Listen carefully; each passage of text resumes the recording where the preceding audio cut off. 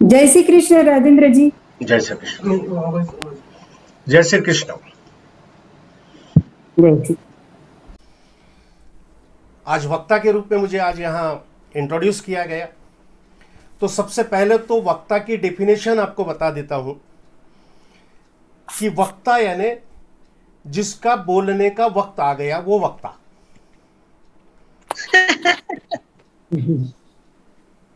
और वक्ता वही होता है कि जो घर में नहीं बोल सकता, जिसका घर में कोई नहीं सुनता है, वो वक्ता होता है। अब हमारे यहां पर चित्र अलग है। हमारे यहां पर मैं और मिसेस एडवोकेट कविता अग्रवाल, वो भी अभी जूम मीटिंग के अंदर है, पार्टिसिपेट है, तो हम दोनों भी एडवोकेट हैं, इसलिए दोनों वक्ता है। फर्क सिर्फ इतना है कि वो बड़ी वक्ता है क्योंकि उसके सामने मैं नहीं बोल सकता, इसलिए मैं छोटा वक्ता हूं। बस इतना ही फर्क है। आइए बात को आगे बढ़ाता हूं।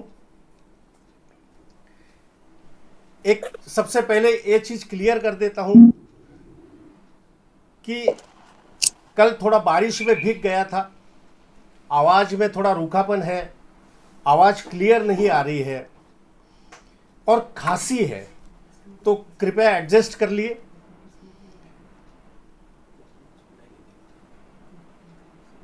प्रोग्राम शुरू करने से पहले मुझे कुछ बातें बहुत अच्छी लगी।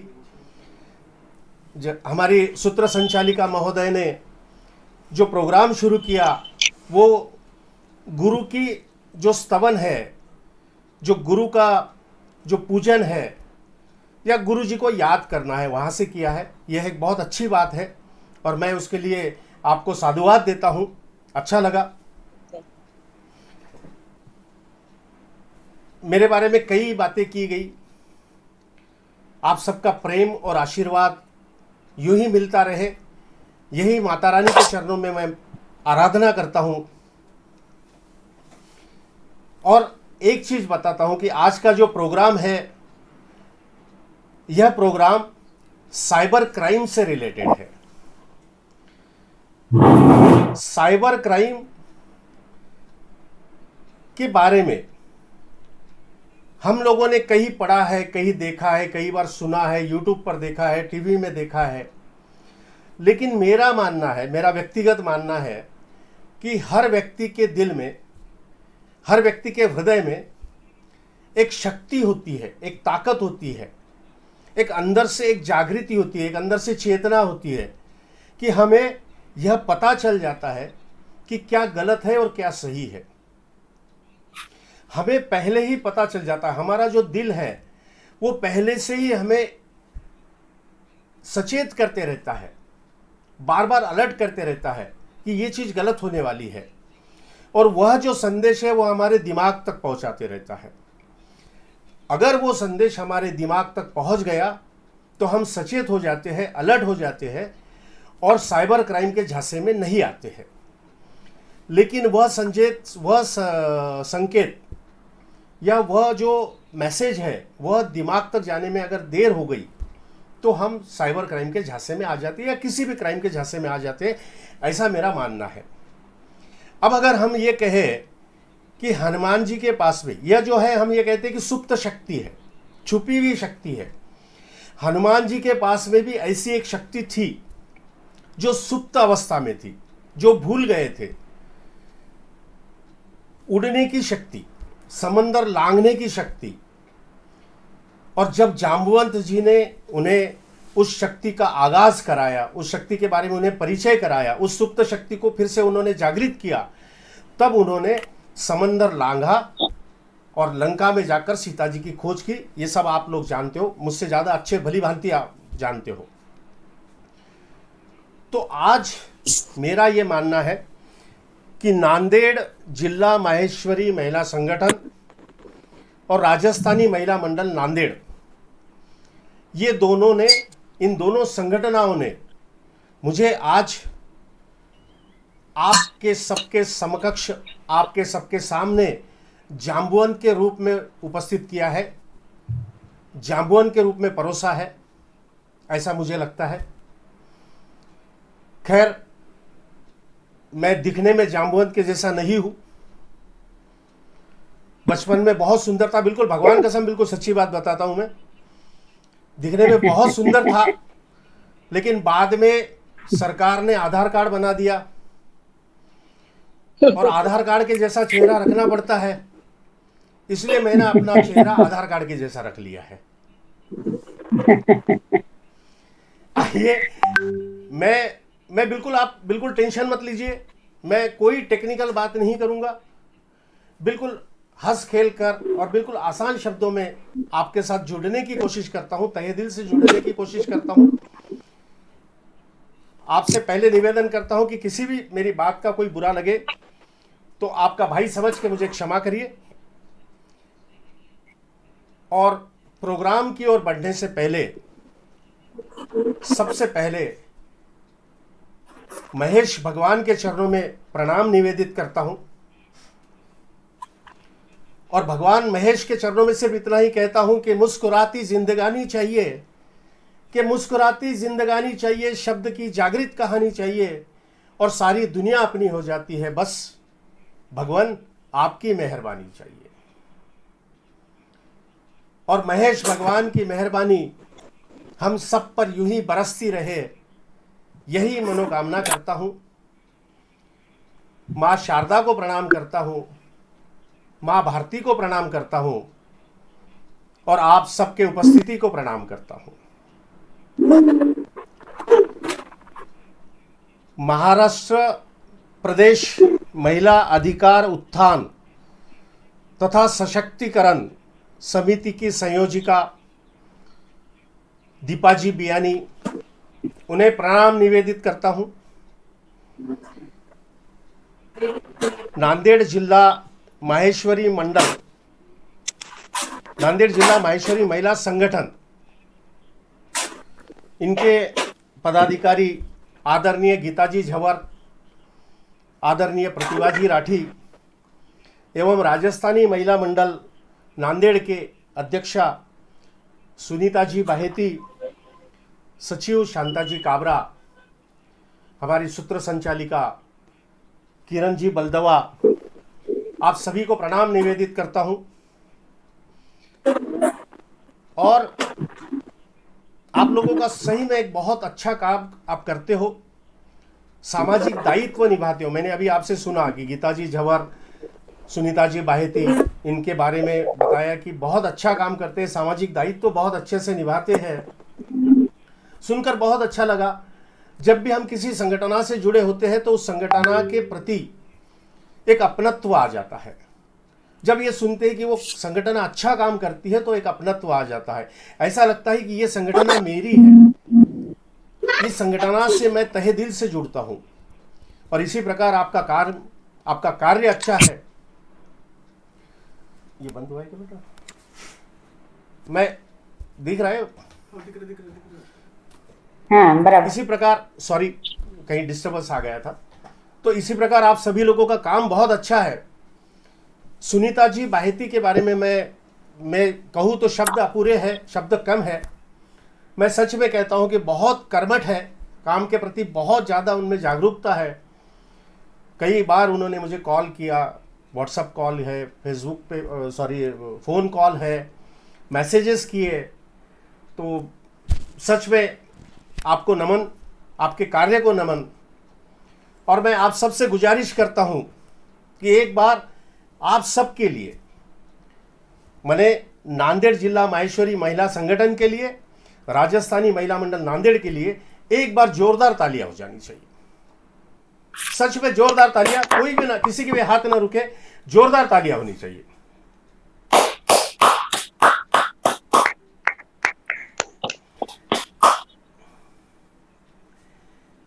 एक चीज बताता हूं कि अपेक्षाकृत तालियां कुछ कम थी। मैं तालियां ज्यादा चाहता था, तालियां कुछ कम थी। एक किस्सा आपको सुनाता हूं और फिर मुख्य विषय की तरफ, मुख्य धारा की तरफ बढ़ता हूं कि बीच में एक मैं प्रोग्राम करने गया था। वहां पर मैंने कुछ कविताएं सुनाई, कुछ जोक्स सुनाए, कुछ शेर शायरी सुनाई, किसी ने ताली नहीं बजाई। आधे घंटे के बाद कोने से मुझे ताली की आवाज आई, मुझे अच्छा लगा। मैंने पलट कर देखा तो एक बूढ़े बाबा बैठकर ताली बजा रहे थे। मैंने बाबा से पूछा कि बाबा आपको बात समझ आ गई क्या? तो बाबा बोल पड़े कि बेटा मैं तो तंबाकू कूट रहा हूं, तू तो लगा रहे। तो ऐसा ना हो कि ये सारे कर्मठ कार्यकर्ता, ये सब कर्मठ पदाधिकारी लगे रहे और आप तंबाकू कूटते रहो। एक बार जोरदार तालियां, एक बार जोरदार तालियां होंगी सबके लिए, आप सबके लिए। और ये तालियां सिर्फ आपके लिए है।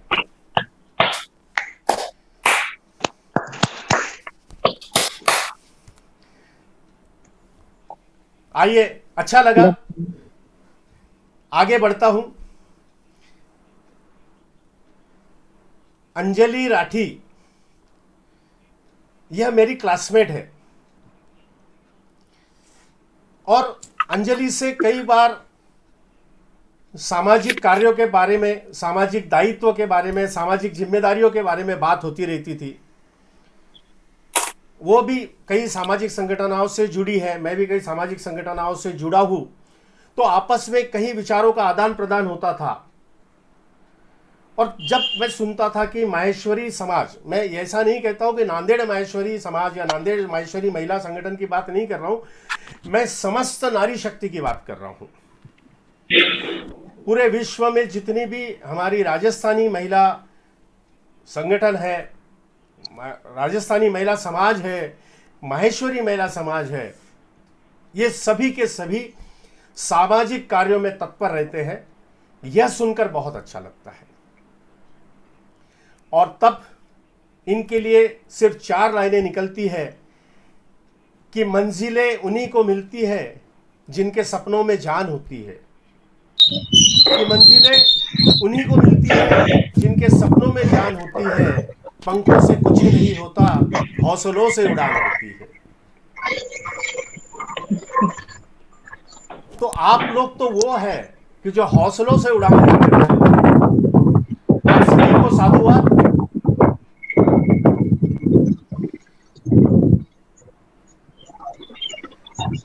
और अब बढ़ता हूं साइबर क्राइम की ओर। भगवान कसम बिल्कुल सच्ची बात बताता हूं, झूठ बात नहीं करता। मैंने पहले ही बता दिया, वकील आदमी हूं, झूठ बात नहीं करता। आप हंस रहे हो। साइबर क्राइम के अंदर गीता पे हजरत पहुंचे, कुछ कहूंगा सच कहूंगा, कुछ सच्ची बात बता रहा हूं। वकील आदमी बोले। साइबर क्राइम में 2 सर्वे हुए हैं। एक सर्वे तो ये हुआ है कि दुनिया के अंदर जितने प्रकार के लोग हैं, जितनी जातियां हैं, जितने धर्म हैं, उनमें मारवाड़ी समाज के लोग वो साइबर क्राइम के झांसे में जल्दी से नहीं आते हैं। बिल्कुल बिल्कुल सच्चा बता रहा हूं मैं आपको सर्वे, कि मारवाड़ी व्यक्ति साइबर क्राइम के धोखे में जल्दी से नहीं फंसता है, अदर जो समाज है, अदर जातियां है, अदर धर्म के मुकाबले में। और मैं आपको यह सप्रमाण सिद्ध करके दिखाता हूं कि क्यों मारवाड़ी आदमी जल्दी नहीं फंसता है। उसकी वजह यह है, हाँ, अंजलि ने लिखा है इस पे कि please mute all except to me. तो मैं सही में अगर सभी के म्यूट हो जाए तो अच्छे से आप तक वो बात पहुंचा पाऊं। प्रतिभा जी कृपया सब लोगों को म्यूट करिए।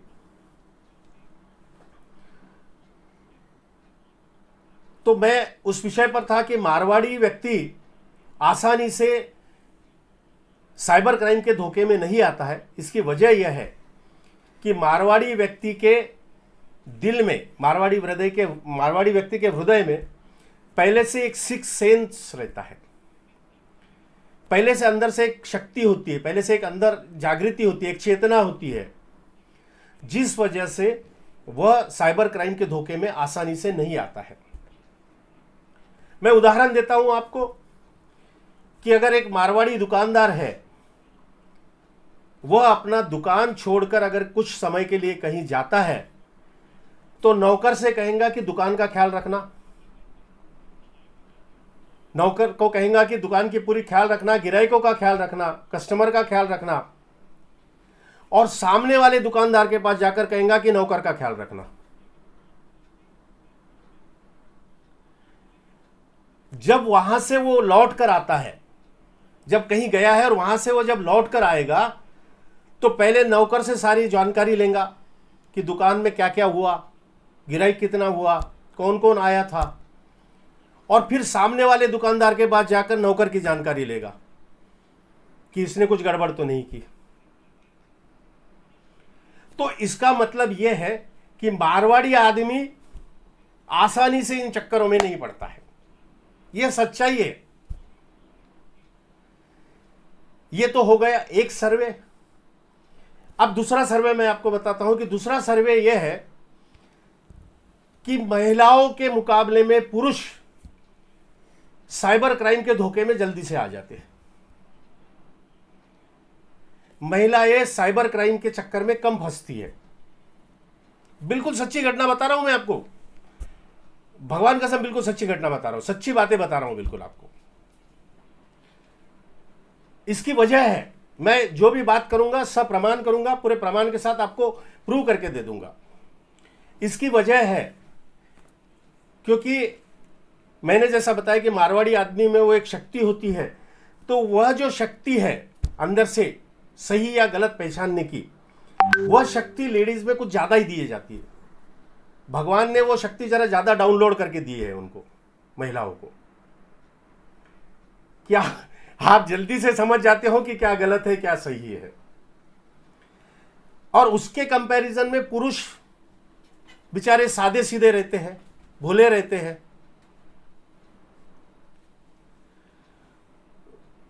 तो भोले जो पुरुष है उनको समझ में नहीं आता है कि कौन हमें फंसा रहा है।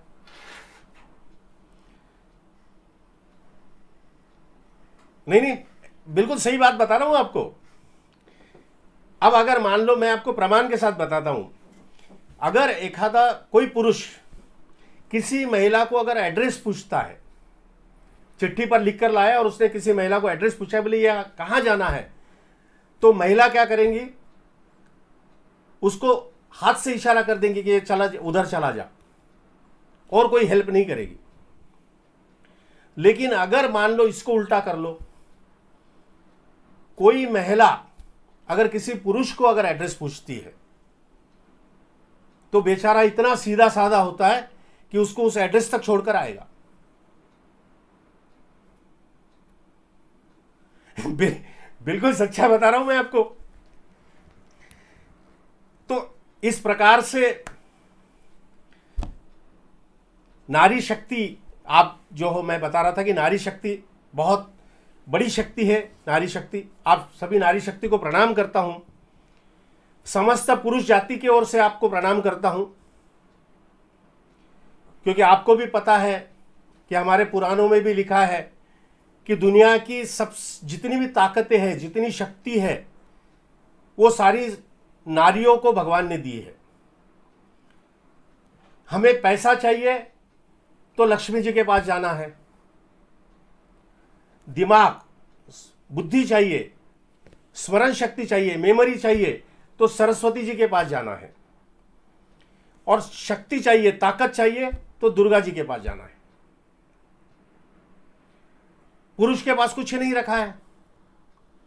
एक को कैलाश पर्वत पे बैठा दिया, पहनने के लिए कपड़े नहीं दिए, ऊपर से गले में सांप डाल दिया, और दूसरे को समंदर में शेष शैया पर लिटा दिया। अब वो बेचारे दो एंड पर है, आपस में दुखड़ा भी नहीं रो सकते। इसीलिए नारी शक्ति बेजोड़ है, और मेरे सामने आज इतनी बड़ी नारी शक्ति उपस्थित है, और सच में आप इस नारी शक्ति के लिए मैं मेरी तरफ से एक बार जोरदार तालियां बजाता हूं आप सबके लिए।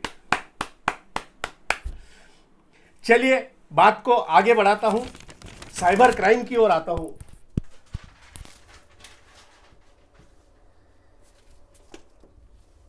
साइबर क्राइम यानी जो टेक्नोलॉजी से रिलेटेड है, मोबाइल, लैपटॉप, कंप्यूटर, इन सब के माध्यम से जो भी क्राइम किया जाता है उसे साइबर क्राइम कहते हैं। बिल्कुल आसान शब्दों में बताऊंगा, मैं कोई सेक्शन आपको नहीं बताना चाहता, मैं कोई कंफ्यूजन में नहीं जाना चाहता, बिल्कुल आसान शब्दों में आपको ये सारी चीजें मैं बताता हूं और आपके सिर्फ 5 मिनट लूंगा मैं। आपने शोले पिक्चर देखी होगी, गांव वाले सब बैठे हैं, घोड़े पे बैठकर डाकू आ रहे हैं और लूट कर चले जाते हैं। तकनीक बदली, टेक्नोलॉजी बदली, हम एडवांस हो गए, घोड़े पीछे चले गए, डाकू गाड़ियों में बैठकर आने लग गए। चाइना गेट आपने देखा होगा, चाइना गेट के अंदर गाड़ी में बैठकर डाकू आते हैं, गांव को लूट कर लेकर जाते हैं। फिर समय बदला, फिर समय में परिवर्तन हुआ, टेक्नोलॉजी बदली। अब डाकू किसी घोड़े पर बैठकर नहीं आते हैं, गाड़ी में बैठकर नहीं आते हैं, अब डाकू मोबाइल के थ्रू आते हैं, कंप्यूटर के थ्रू आते हैं, लैपटॉप के थ्रू आते हैं और हमें देखते ही देखते, हमारे कुछ समझने से पहले हमें लूट कर लेकर चले जाते हैं। डाकू एज इट इज है, डाकू नहीं बदले, लूटने का तरीका बदल गया। इस तरीके के ऊपर जानकारी लेने के लिए, इस तरीके को समझने के लिए आज यह वेबिनार आप लोगों ने रखा है। अब इसका मेन कहां है, माने मेन कहां से शुरू होता है? तो झारखंड राज्य में जामताड़ा नाम का एक जिला है जिसमें कड़वातार नाम का एक गांव है। वह गांव पूरी तरह कुख्यात है, पूरी तरह विख्यात है कि वहां पर हर व्यक्ति साइबर क्राइम में डूबा हुआ है, हर व्यक्ति साइबर क्राइम करता है वहां पर। और इससे रिलेटेड एक नेटफ्लिक्स के ऊपर एक मूवी आई है, छोटी सी एक मूवी है, जामताड़ा जिसका नाम है। आप लोगों से निवेदन है कि उस मूवी को जरूर देखिए, काफी हमें सभी चीजें पता चलेगी। बहुत बढ़िया है। सुनीता भाभी आवाज नहीं आ रही है क्या? नहीं आई है, आ रही। चलिए आगे बढ़ता हूं। साइबर क्राइम के कई प्रकार होते हैं और सबसे इंपॉर्टेंट प्रकार है, सबसे इंपॉर्टेंट टाइप है फिशिंग। फिशिंग यानी मछली पकड़ना।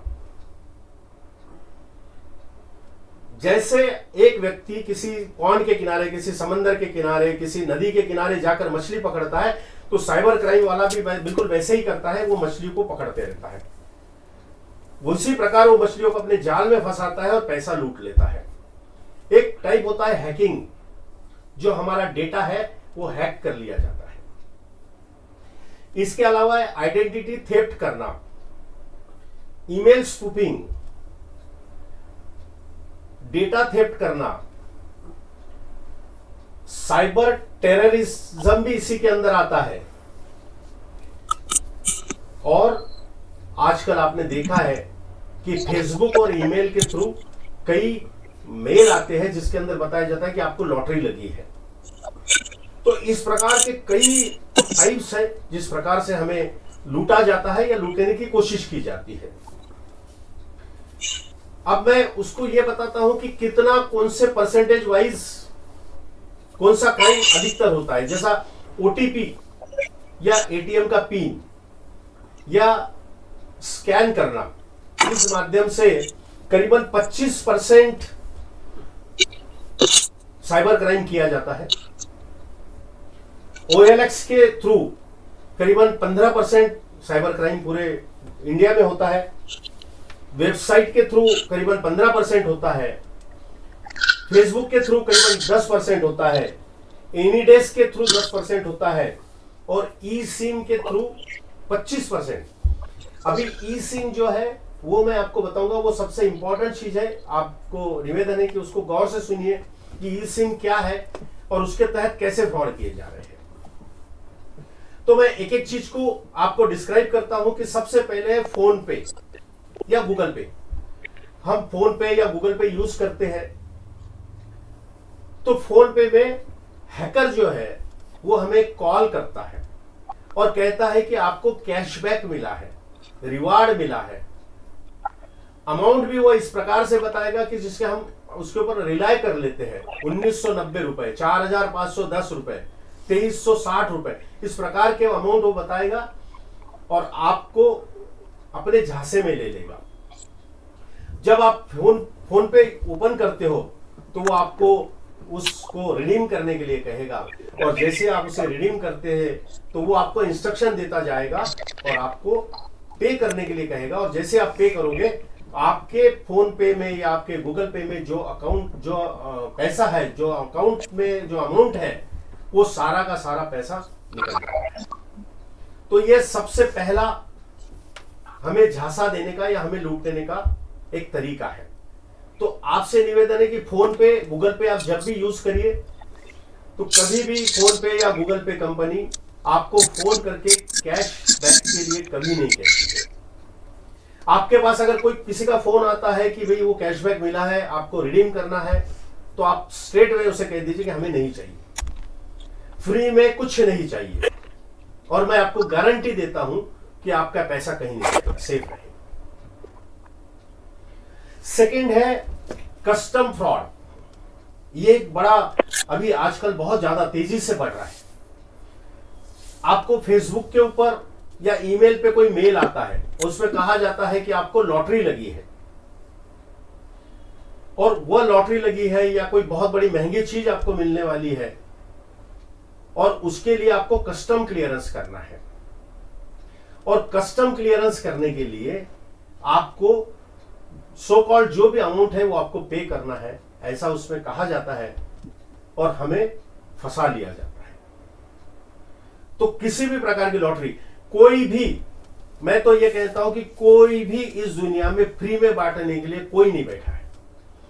कोई भी व्यक्ति अपने को 1 रुपया भी फ्री में नहीं देगा। यह सबसे पहले अपने दिमाग में रखना है कि हमें फ्री में कोई कुछ नहीं देने वाला है। जहां पर भी बात आती है कि ये आपको फ्री में मिलने वाला, तो उसको बोलना भैया तेरे पास ही रख ले, मुझे नहीं चाहिए। बिल्कुल अपन फंसे नहीं जाएंगे, इस बात की गारंटी है। अभी बीच में एक तो मैं बड़ा मैंने ये हो गया, एक बंदे के पास में कॉल आया, पंडित जी बात कर रहे हैं। उसने कहा कि बोले आप मुझे जानते हो, हम किसके शादी में मिले थे, ऐसा कुछ हुआ था, और पंडित जी बनकर वो कॉल कर रहा था। और जहां पंडित जी का नाम आता है तो हम थोड़ा सा अंदर से ये हो जाते हैं कि नहीं, सॉफ्ट कॉर्नर आ जाता है। और उसने ये कहा कि मैं पंडित जी बात कर रहा हूं, मुझे किसी से 20,000 रुपए लेना है, वो आपको गूगल पे कर देगा, आप मुझे दे देना। और इस प्रकार से 20,000 रुपए की चपत उसने लगा दी। ऐसे भी किस्से कई हुए हैं।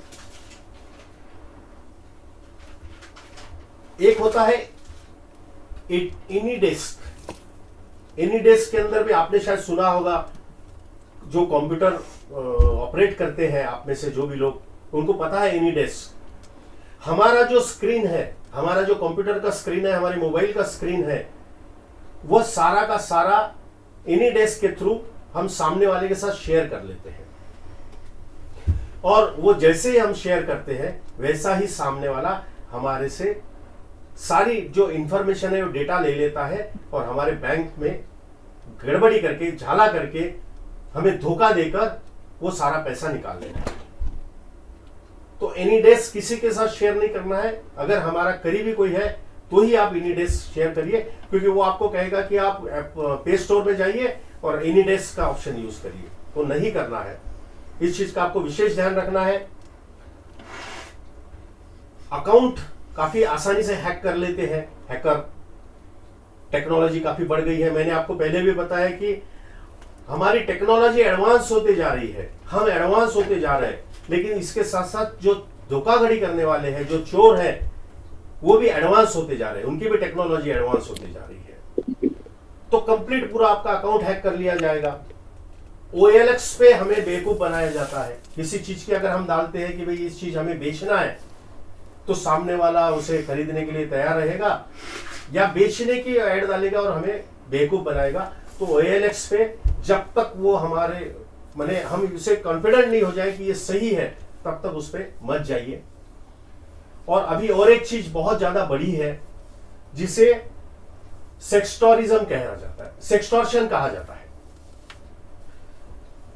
क्या होता है कि कई बार कोई लड़की, कोई महिला वो फोन करती है किसी व्यक्ति को, किसी पुरुष को, और फोन करने के बाद उससे कुछ मीठी मीठी बातें करती है, उसके बाद उसे कहती है वीडियो कॉल करने के लिए, वीडियो कॉल करती है, और कुछ इस प्रकार से उसे अपने बातों के मोहजाल में, अपने मोहजाल में इस तरह फंसाती है और उसका शूटिंग करती है, पूरा रिकॉर्डिंग करती है, और फिर उसके साथ वहां पर एक्सटॉर्शन किया जाता है। उसे डराकर, उसे धमकाकर उससे काफी पैसे लिए जाते हैं। ये काफी चीजें बढ़ती जा रही है। और मैंने जैसा भी आपको बताया कि ई सिम के बारे में,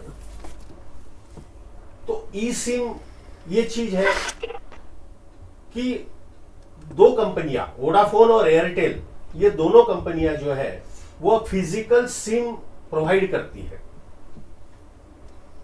लेकिन अभी काफी एडवांस टेक्नोलॉजी हो रही है, तो मोबाइल के अंदर ई सिम आना शुरू हो गया है। तो हैकर जो है वो आपको कॉल करेगा कि आपके मोबाइल में ई सिम हम अपग्रेड करके देते हैं। मैं अमुक कंपनी की तरफ से बोल रहा हूं, मैं एयरटेल की तरफ से कह रहा हूं, मैं वोडाफोन की तरफ से बोल रहा हूं। ऐसा कहकर आपको ई सिम के लिए उद्युक्त करेगा, आपको रेडी करेगा। आपके मोबाइल में ई सिम डाउनलोड करने के लिए एक ईमेल भेजेगा। आप जैसे उस ईमेल के ऊपर, अच्छा वो ईमेल भी ऐसा रहेगा कि यूनिक ईमेल रहेगा, जैसा लगेगा कि वो कंपनी का ईमेल है। और आप जैसे उस ईमेल के ऊपर लॉगिन करते हो, जैसे उस ईमेल के ऊपर कुछ आपका डेटा भेजते हो, आपके रिक्वेस्ट भेजते हो, तो सर्विस प्रोवाइडर के पास से वो स्कैन कोड उस हैकर के पास चला जाएगा, और हैकर के थ्रू वो स्कैन कोड आपके पास आकर जैसे आप उसे स्कैन करोगे, आपका ई सिम एक्टिवेट हो जाएगा, और आपके मोबाइल का पूरा डाटा, पूरा डेटा, आपके बैंक अकाउंट का पूरा डेटा उसके पास चला जाएगा, ओटीपी हैकर के पास चला जाएगा, और आपके देखते ही देखते सारा पैसा आपके बैंक से गायब हो जाएगा। तो ये कई तकनीकें, ये कई इन्होंने इस टाइप से सब लोगों को लूटा है, कई लोगों के साथ फरेब किया है। तो आपसे निवेदन है कि कृपया किसी भी लालच में मत आइए। ऐसा कहा जाता है कि मशीन को हैक करना बड़ा मुश्किल है, लेकिन इंसान को हैक करना बहुत आसान है। और इंसान को हैक तभी किया जाता है कि जब हम लालच में आ जाते हैं, हम भोलेपन में आ जाते हैं। तो कृपया किसी भी लालच में मत आइए, किसी भोलेपन में मत आइए। अपने अंदर के शक्ति को जागृत करिए, अपने अंदर की ताकत को जागृत करिए। ये समझ लीजिए, मेरे दिल के अंदर की जो बार बार चेतना जागृत हो रही है, उसे दिमाग तक आने दीजिए और झांसे में मत आइए। इतना मैं कहता हूं। और अंत में हाँ, और एक दो चीजें, एक इंस्टाग्राम के थ्रू भी कई लोग बेवकूफ बनाते हैं, महंगे मोबाइल सस्ते दामों पर बेचने की कोशिश करते हैं, ऐड देते हैं। तो ये सारे हो गए टाइप्स, ये सारा हो गया प्रमाण। अब अंत में मैं आपको सिर्फ इतना बताता हूं कि इसे बचे कैसे। ये सबसे इंपॉर्टेंट पॉइंट है, लास्ट 2 मिनट है, कि जैसे ही अगर आपको लगता है कि आपको कोई झांसा देने की कोशिश कर रहा है, आपको फंसाने की कोशिश कर रहा है, तो कृपया किसी के साथ अपना ओटीपी मत शेयर करिए। कोई भी बैंक, कोई भी फाइनेंशियल इंस्टीट्यूशन आपसे आपका ओटीपी, आपका एटीएम पिन, आपका सीवीवी नंबर कुछ नहीं मांगता है, कभी नहीं मांगता है। तो किसी के साथ अपना ओटीपी मत शेयर करिए। अपना करीबी, मैं तो ये कहता हूं कि अपना करीबी जो है उससे भी ओटीपी मत दीजिए, क्योंकि हो सकता है एक से दूसरी तरफ, दूसरे से तीसरी तरफ भी जा सकता है। तो किसी के साथ अपना ओटीपी मत शेयर करिए।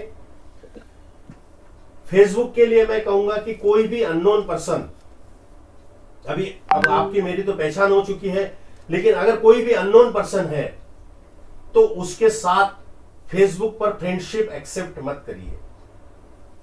कई लोग आपको फ्रेंडशिप पर फेसबुक पर फ्रेंडशिप रिक्वेस्ट भेजते हैं। जो भी नया व्यक्ति है, अननोन व्यक्ति है, उसके साथ फ्रेंडशिप शेयर मत करिए, क्योंकि जहां पर फ्रेंडशिप का हम रिक्वेस्ट एक्सेप्ट कर लेते हैं तो वहां पर धोखाधड़ी होने के चांसेस बढ़ जाते हैं। अलर्ट रहिए और सोचिए कि क्या हमें यह फंसाने जा रहा है, इतना ध्यान रखिए। अब मैं ये बताता हूं कि इसके लिए क्या क्या उपाय करना चाहिए। तो सबसे पहला उपाय है कि आप 100 नंबर डायल कर सकते हो। अगर मान लो किसी के साथ हो जाए, खुदा न खास्ता किसी के साथ ऐसा इवेंट हो जाए, किसी के साथ में, जैसा अभी आप थोड़ी देर पहले बता रहे थे कि किसी के साथ में ऐसा वाकया हुआ है, तो क्या करना चाहिए, हमें कैसे पैसे की रिकवरी हो सकती है, इस बारे में मैं बताता हूं। तो जैसे ही हमारे साथ में कोई भी इंसिडेंस होता है तो सबसे पहले 100 नंबर पे डायल करिए, 100 नंबर 100 पे आप डायल करिए। आपके साथ में जो भी वाकया हुआ है, जो भी क्राइम हुआ है, जो भी दुर्घटना हुई है, वो इमीडिएट पुलिस को रिपोर्ट करिए, एफआईआर लॉन्च करिए। अगर गूगल पे या फोन पे के थ्रू अगर ऐसा कोई साइबर क्राइम हुआ है तो इमीडिएट कस्टमर केयर को फोन करिए, उनको सारी बातें बताइए। तीसरा है कि अगर मान लो बैंक के थ्रू हुआ है, आपके अकाउंट के थ्रू हुआ है, बैंक के थ्रू हुआ है, तो इमीडिएट बैंक में जाइए, बैंक मैनेजर से मिलिए, बैंक के स्टाफ से मिलिए और उनको ये सारा वाकया बताइए, डिटेल बताइए। आपका मोबाइल नंबर, ईमेल आईडी, इसके साथ आपको सब चीजें वहां पर प्रोवाइड करना है। मैं कहता हूं कि आपके चांसेस 80% बढ़ जाते हैं आपके पैसे वापस आने के। और एक सबसे प्रभावशाली उपाय है, हाल ही में मिनिस्ट्री ऑफ होम अफेयर्स ने एक बहुत अच्छी वेबसाइट बनाई है। इस वेबसाइट को आप गौर से देखिए, बहुत अच्छी वेबसाइट बनाई है। एक नंबर आप नोट कर लीजिए, 155260। इस नंबर पे आप कंप्लेंट कर सकते हैं डायरेक्टली।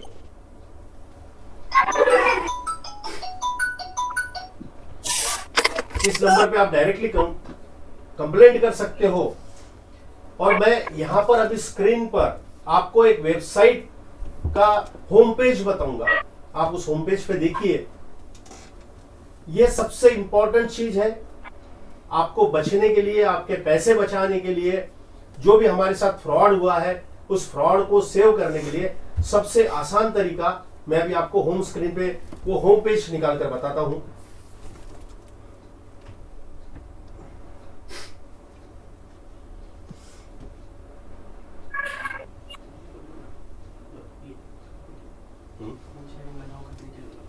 क्या बोली?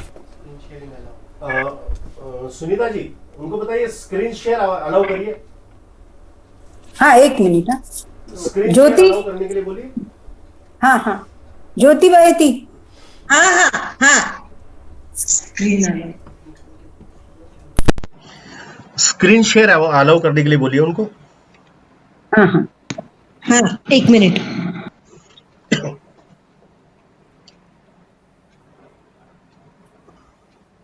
बहुत अच्छा समझा रहे हैं आप।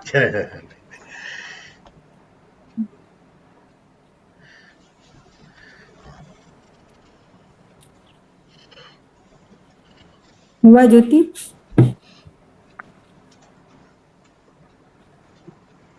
हाँ, एक मिनट। ये साइबर क्राइम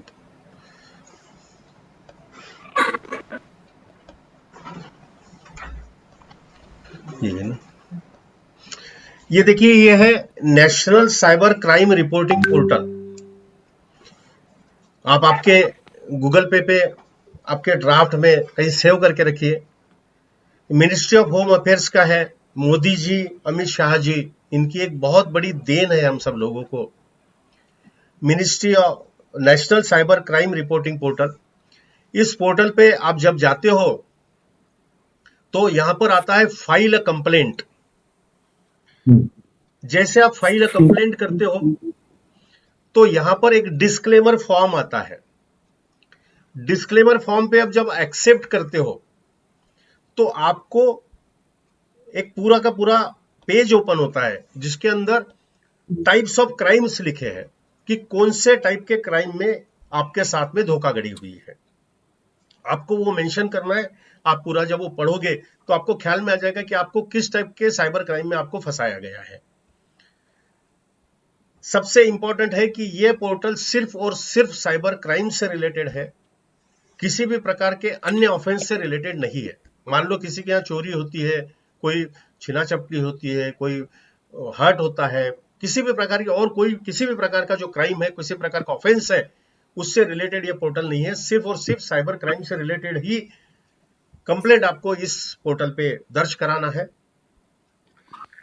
इसके बाद में आप जब आगे बढ़ोगे तो इसके अंदर आपको आपका मोबाइल नंबर डालना है, आपको एक ओटीपी आएगा, वो ओटीपी आपको सेव करके रखना है और उसके थ्रू आप जब आगे बढ़ोगे तो आपको आपके डिटेल्स, आपका पूरा जो क्राइम हुआ है आपके साथ में उसके डिटेल्स आपको शेयर करना है और उसके बाद अगर उससे रिलेटेड कोई डॉक्यूमेंट है तो वो भी आपको इसमें अपलोड करना है। तो इस प्रकार का ये बहुत ही बढ़िया हमें एक ऑप्शन दिया है मिनिस्ट्री ऑफ होम अफेयर्स ने।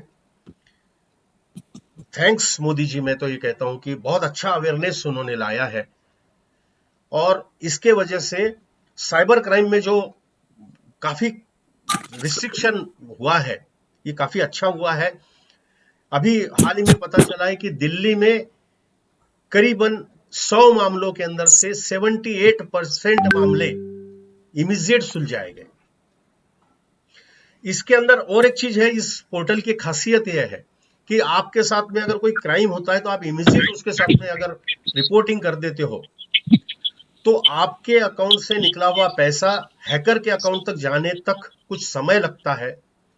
उस समय तक के अगर आपके साथ में आपने फटाफट इसको अप्लाई कर लिया तो आपका पैसा 101% वापस आ जाएगा। 101% मैं कहता हूं कि क्योंकि वो समय जो है उस समय का आप यूटिलाइज करिए। और इस बात को मैं आपसे निवेदन करता हूं क्योंकि आप लोग बहुत अच्छा काम करते हैं, मुझे बहुत खुशी हुई आप लोगों का काम देखकर। मैं आपको निवेदन करता हूं कि इस बारे में सब लोगों को सचेत करिए। अगर किसी के साथ में फ्रॉड होता है तो कृपया छुपाइए मत, भले ही 100 रुपए का फ्रॉड क्यों ना हो, छुपाइए मत। ज्यादा से ज्यादा लोगों को बताइए ताकि लोगों में अवेयरनेस बढ़े, लोगों को पता चले कि हमें किस प्रकार से लूटा जाता है, किस प्रकार से हमारे साथ धोखाधड़ी की जाती है। इसलिए ज्यादा से ज्यादा लोगों को शेयर करिए, इस पोर्टल के बारे में ज्यादा से ज्यादा लोगों को बताइए। और अगर मान लो, देखो हमारा तो मेन कहना यह रहता है कि हमारे पैसे वापस आ जाए और बाकी ठीक है। अगर अपराधी पकड़ा जाए, क्योंकि अपराधी पकड़ने के चांसेस बहुत कम हो जाते हैं साइबर क्राइम के अंदर, लेकिन अपराधी अगर पकड़ा जाए तो साइबर एक्ट इंडिया में नहीं है, कोई स्पेसिफिक साइबर एक्ट इंडिया में नहीं है, लेकिन इंफॉर्मेशन टेक्नोलॉजी एक्ट 2000 के सेक्शन 43A रीड विथ 66 के तहत जो भी पकड़ा जाता है, जो भी अपराधी रहता है, उसे 3 साल की सजा और 5 लाख तक का जुर्माना या दोनों, डिस्क्रिशनरी पावर है जज के पास, वो उसे फाइन कर सकता है, उसे सजा दे सकता है, इम्प्रिजनमेंट दे सकता है। तो ये तो हो गई उसके साथ होने वाली जो सजाएं है। वो मेन हमारा इंटेंशन होता है कि हमारा पैसा रिकवर हो जाए, हमारा पैसा आ जाए और हमारे साथ कोई धोखाधड़ी ना करे। बस मैं आप सभी से निवेदन करता हूं कि अलर्ट रहिए, अपने आप की अपनी शक्ति जागृत करिए। कोई आपको धोखा नहीं दे सकता। आपका कार्य सराहनीय है। आप सबसे मिलके मुझे बहुत अच्छा लगा। सच में ऐसा लगा कि मैं अपने लोगों के साथ मिल रहा हूं और आप सबके काम के लिए, आप सब जो सामाजिक दायित्व आप कर रहे हो, सामाजिक जिम्मेदारियां निभा रहे हो, इसलिए अंत में सिर्फ इतना ही कहता हूं कि उठती लहरों को साहिल की दरकार नहीं होती, कि उठती लहरों को साहिल की दरकार नहीं होती, हौसलों के आगे कोई दीवार नहीं होती।